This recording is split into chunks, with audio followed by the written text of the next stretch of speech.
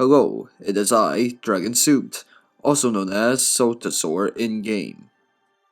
In this video, I'll be talking about Minecraft's latest two snapshots for the 1.17 Caves and Cliffs update, 20w05a and 20w05b. Now, let's get right into the video.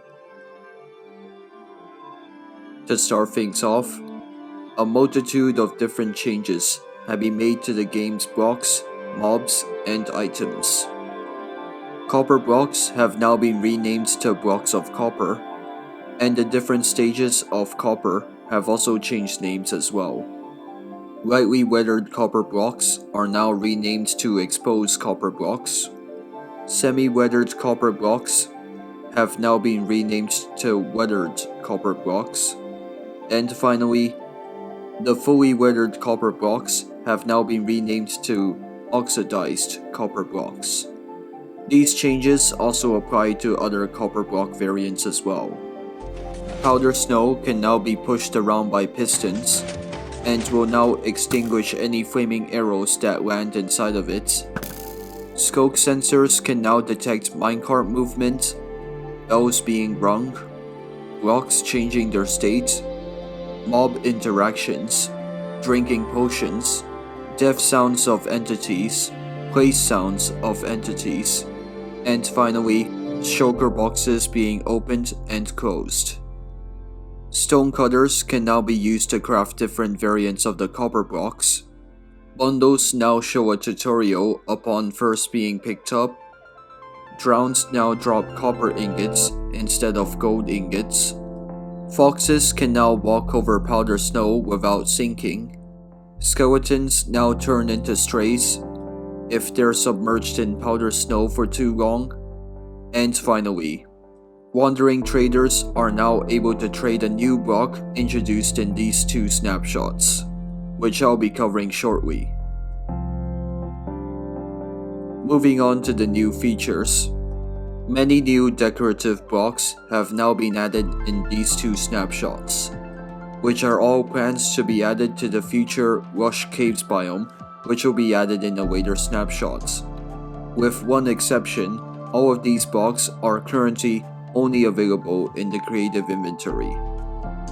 To start things off, azalea plants are new bush-like plants that come in plain and flowered variations. They can be placed on dirt and grass blocks, and also come with their own variation of leaves, fittingly called azalea leaves.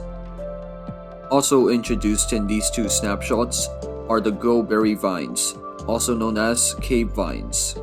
These vines can only be grown on the underside of a block and cannot be climbed. Instead, these vines will grow glowberries, which can be harvested by right-clicking.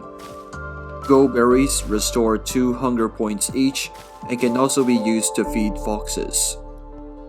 Dripleaf plants have also been introduced to the game and come in two variations: small dripleaf plants, which can be bought from wandering traders, and big dripleaf plants, which can only be obtained from the creative inventory at the moment. Small dripleaf plants are decorative 2-block high plants that can only be placed on clay blocks, whereas their bigger cousins are wider and are only 1 block tall. They can also be placed on most solid blocks. Big dripleaf plants also come with a special function. While sneaking, this plant can be stepped upon like a solid block, and can be used as a platform. However, if a player were to stand normally on a dripleaf plant, they will soon slide off, potentially leading to a gnarly death by fall damage. Make sure to be careful while platforming with these blocks.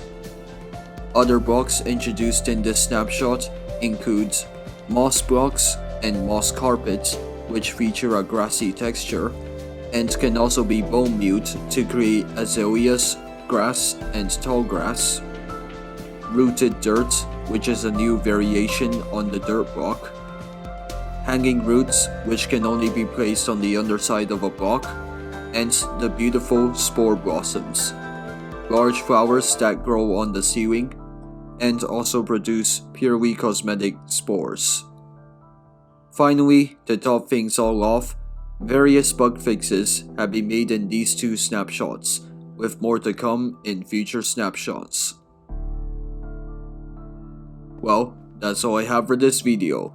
Make sure to leave a like, comment, and subscribe, and be sure to check out my other videos too.